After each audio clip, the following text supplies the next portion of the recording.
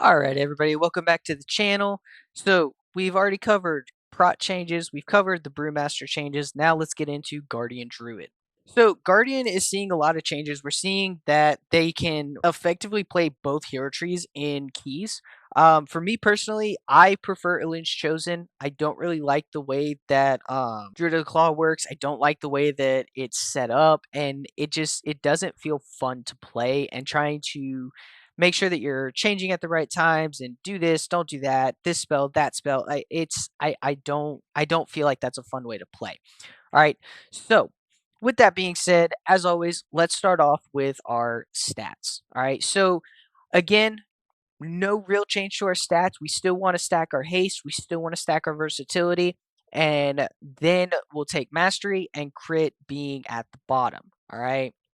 So, one of the primary reasons why we want haste is because Druid tank is an ABC class. Always be casting. All right. We want versatility because this is going to give us damage increases for our dots, and it's also going to give us healing increases because we do a lot of self healing. And at the same time, we're also doing a lot of no change to our um gems, no change to our enchants. Don't worry about that until midnight actually drops. We hit max level again. No point. All right. Next up, let's move into talents. All right. So, one of the things that has really changed is the way our spec tree is set up and the way that our hero tree is set up. All right. Now, when it comes to the class tree, there's really not a whole lot of changes. One of the only changes that I personally made is I dropped Innovate, I dropped Symbiotic Relationship. I took those two talents as group utility. I thought they were better, but I'm going to actually start taking Rake and Grievous Wounds because it's going to help me in bear form and cat form, because there are still times, even in Eluna's Chosen, where we switch into cat forms. If you look at the last boss of Priory of the Sacred Flame, when you get to phase 2 of that boss, right, it makes more sense for you to jump into cat form, throw a couple extra dots on there, throw a little bit of extra damage in there. Like I said, the spec tree has not really changed a whole lot. There's not a whole lot going on here. So you could run the same talents that you were running in season 3 and you should be fine. All right. Next up, we'll talk about our hero tree. So the hero tree is very interesting for druids. All right. We are getting 3 incredibly strong talents here, but we also still have 9 incredibly strong talents over here. All right. And obviously, taking Eternal Moon is still going to be powerful. So, based off of what I've seen, based off of like everything I've looked into, essentially what people are doing is they're pretty much taking either this tree or this tree. I don't think you're wrong for doing one or the other. I don't think you're wrong if you split them. I don't think that there are any bad decisions when it comes to setting up your hero tree, so long as we are keeping these 6 talents here and our capstone talent at the bottom. So if you want to play around with this, see what do you use, what do you not use, what do you like more, this side, this side. Like, I don't think you're going to be wrong for that. So definitely jump into some guides, jump into, what do you do as a tank, how do you play, pick which is best for you. I don't think you're going to be wrong. I think there are arguments that can be made for both sides of it. All right. Now, let's talk about our spec tree. All right, so we pretty much have seen a complete and total overhaul. We have talents that were at the bottom that have been moved to the top. We have talents that were in the middle of the tree that are gone. We have an extra defensive that was completely removed from our tree. All right, so ideally, I don't necessarily think that there's a right or wrong way to set up right now, so long as we're taking a couple of core talents. This is what I've chosen to run. All right. Obviously, survival instincts. All right. You're going to take survival instincts. This is our strongest defensive. And now it's baseline that we have 2 charges of it. We don't have to spend an extra talent. That makes it so much stronger. All right. And it's also a 2.3-minute cooldown. So use it sparingly. Be careful. Make sure that it is a uh-oh moment before you just run it like a regular defensive. All right. Now, obviously, most of this stuff is pretty standard, what we're taking over here. There's a couple of things that are a little bit interchangeable, but if you're running Eluna's Chosen, you are for sure going to want to take the Scintillating Moonlight, you're going to want to take Ursoc's Warding, and you're going to want to take Lunar Beam, and pretty much this whole left side of the tree right here. I'm sorry, the whole right side of the tree right here. I don't know my left and right. But with that being said, these talents are almost non-negotiable. All right, they're going to be taken for Loon's Chosen. They're going to be used. That is the best thing that you can do. All right. Now, with that being said, when we get into this middle, you have a little bit of leeway and you can kind of play into it. I went more self-sustainability, self-survival talents than anything else. But again, read through these talents, see which is best for you. What do you want to use? We've got an increased damage and radius to Thrash, and we've got a damage reduction from Thrash. I personally think damage reduction is the way to go. I think that is the best talent that between these two, that's the best one that you can use. All right.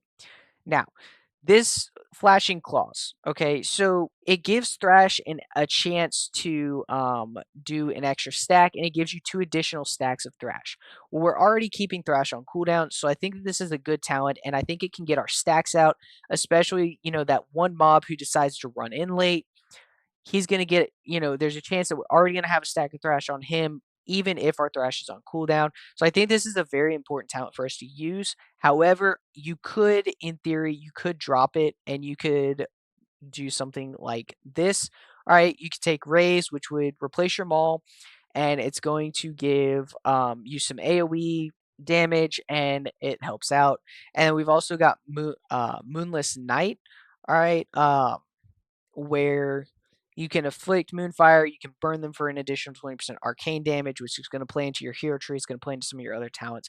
So I don't really think that either option is wrong. I think that you could honestly run it like this. So you're taking that 10% and getting 1 additional Thrash stack, but it's kind of a personal preference. What do you want to play around? All right. And then obviously we are still going to take Incarn and we are still going to take Ursoc's Guidance to reduce the cooldown. All right, pretty much all we're really looking at with talents. Like, yes, there's a big overhaul. It gives you a lot more freedom of choice now, which I really definitely like. I think that out of all of the tanks, I think that Guardian is the best setup as far as the spec tree goes. I think it's most versatile, and I think it really gives you the freedom to choose what do you want to play, what style of tank do you want to be, and how do you want to do things yourself. All right. Now, with that being said, let's go ahead and move into our spell book and look at some of the things that changed. All right, so we really didn't see, excuse me, we really didn't see a whole lot changing as far as spells lost for Guardian. We did lose a capstone for a defensive, but I mean that's the only major difference that we're really seeing now. Everything that changed for us was pretty much talent points and the way that our rotation works. Okay. So, with that being said, let's get into our rotation. All right. So, obviously, we'll start with AoE and we'll go into that first. All right. So now we have a couple of different options for the gather. It's going to be a situational thing. It's going to be a personal preference thing. And it's going to be how do you play. So we can wild charge into a pack or we can moonfire and run. All right. I don't think that you're wrong for doing either one. I think it has to be determined based off of the situation. But we'll treat this as though we're pulling this single pack right here and we're going to use our wild charge. All right. So you're going to wild charge in, immediately swipe, go into your Thrash, and then use your Proc of Moonfire and keep Mango on cooldown. Swipe to make sure we're getting damage on everybody, keep up with our Thrash stacks, and we're going to drop our Lunar Beam. Now, obviously, you want to use the buttons that are going to light up. You want to keep Thrash on cooldown, and you want to use the buttons that light up. And then now, as you can see, I'm overcapped on Rage. You have a couple of different options for what you can do with that excess rage. You can put it into your Iron Fur or you can put it into your Maul. It just depends on the situation. If you already have your stacks of Iron Fur, I would recommend let's just feed it into Maul. Even in AoE, you can still do that. Now, if you don't, like as you can see right now, I don't have any stacks of Iron Fur. So I can feed it directly into it and I can burn off all of my excess rage into my Iron Fur. I get my 3 stacks, and now it's just a maintenance game. 2 seconds, all right, pop Iron Fur. Cool. 4 seconds, 3 seconds, 2 seconds, pop Iron Fur. Right? And essentially, the reason why we're doing this is in the War Within Season 3, what we saw was we had a talent that would cause us to do damage every time we used our Iron Fur. And it was mass AoE damage. So even in single target, even in AoE, you were spending all of your excess rage was going straight into your iron fur, and it was going straight into iron fur, and it was going straight into iron fur. Now, you can still do that. If that is a comfortable play style for you, you can still do that. The only thing it's going to do now, though, is it's going to serve to keep you tanky, and it's going to make sure that you are maximizing your own personal survivability. However, what I recommend, get 3 stacks of iron fur, right? And then just use your cooldown tracker and watch it. When you hit 2 seconds, press your iron fur again. If you're overcapping on rage, just go straight into maul. Like, even in your single target, get a little bit more damage out of it. Use your other defensives, right? Keeping your uptime on iron fur, making sure that you use your bark skin before you pull, and then once you go in, and then using frenzied regeneration, like, you're not losing anything. And if anything, you're just super tanky, but you don't necessarily need to be. All right. The other thing we have is our lunar beam. Now, you saw when I went in, I didn't just drop my lunar beam as soon as I got on pull. All right. Now, you can do that, and you can keep your lunar beam, your thrash, and your mango on cooldown. But at the same time, I don't think that lunar beam is super important until you have everything gathered up, you have threat on everything, everything has a dot on it, and you have a free global, right? So I personally charge in, make sure, first thing I'm doing, I'm throwing out a swipe. I'm hitting everybody. Everybody's getting direct damage, right? Then I'm going to go into what are my dot priorities. Well, I'm benefiting from Moonfire. I'm benefiting from Thrash. So I want Moonfire and then Thrash and then Mangle. And I just want to keep these 3, keep my Moonfire up, keep my Thrash on cooldown, keep my Mangle on cooldown, use my procs, fill your globals with either Maul, Swipe, or Lunar Beam, right? You do not need to have Lunar Beam down during the gather. That can be an after gather spell, especially if you charge into a mob and you have to reposition because of a path or because you're going to chain. Throwing lunar beam down, it's a wasted thing. So don't worry about your lunar beam until you're in position. You're gonna sit there, you're gonna tank that mob right there. That's where they're set up. That's when we want a lunar beam. All right.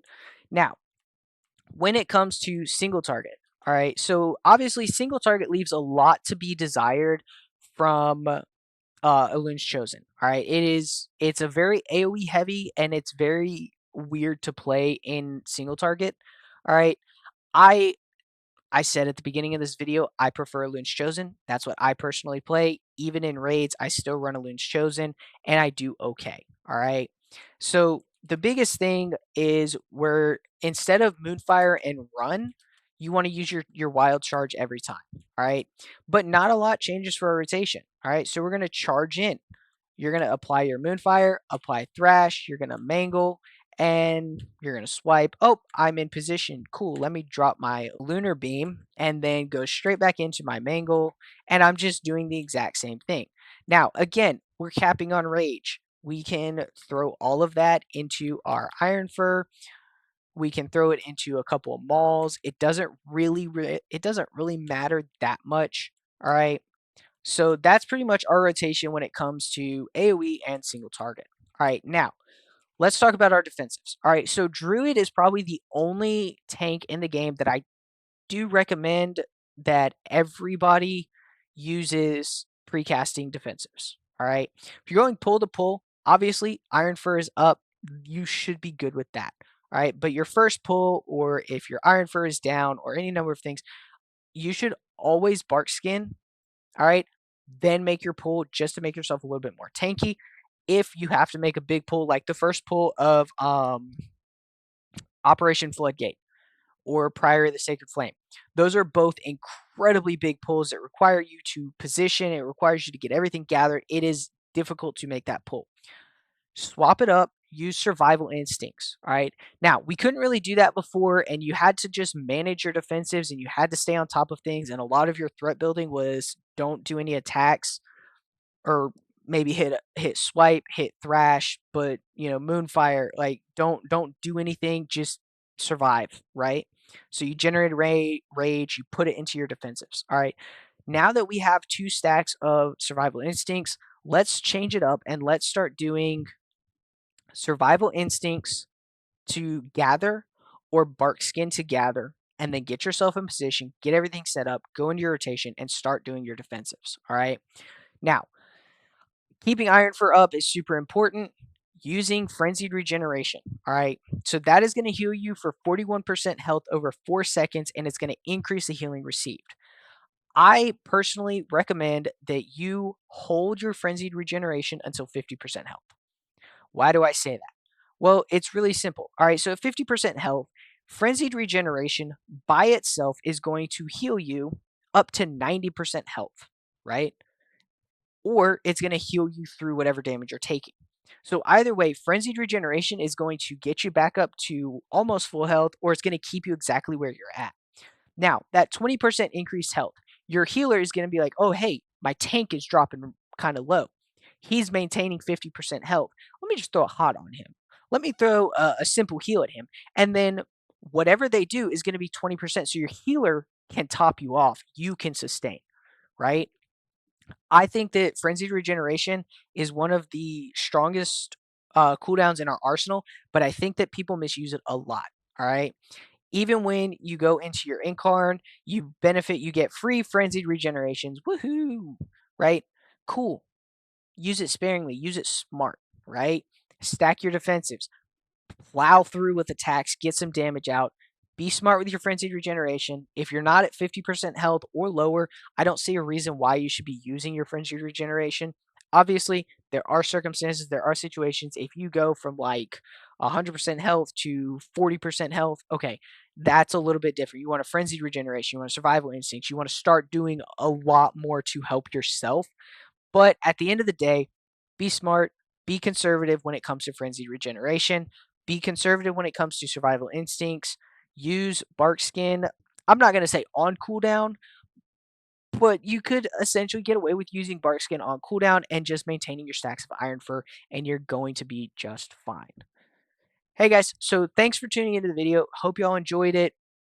If you like this type of content, if you want to see more, then like, subscribe, and leave a comment down below. Let me know what you want to see.